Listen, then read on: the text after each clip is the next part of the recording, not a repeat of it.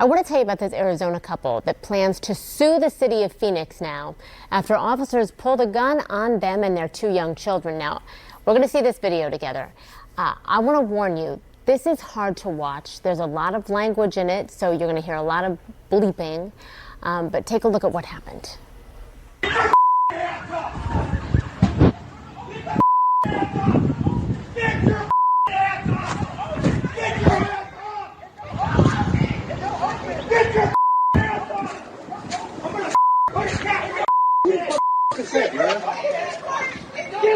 Police? Yeah. You recording it? Yeah, I'm recording it.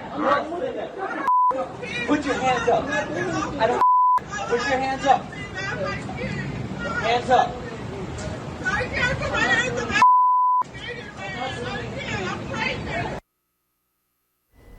So the couple says the officers approached their vehicle with guns drawn after their young daughter accidentally walked out of a dollar store with a doll. The video shows the woman, who's 5 months pregnant, struggling to comply with the officers' commands. All this time, officers are heard in the video. As you heard, they're cursing at the couple. They're making violent threats.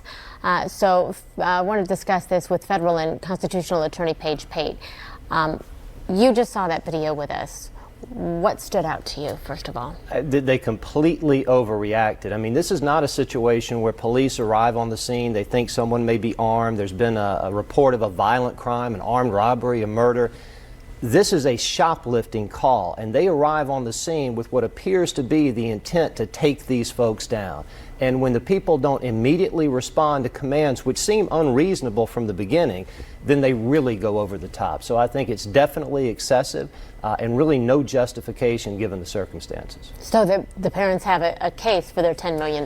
Well, they have a case. I didn't say $10 million. I mean, I think that number is certainly high. Normally in a situation like this where no one lost their life, fortunately there wasn't a shooting, the cops didn't completely lose their mind and fire their weapons.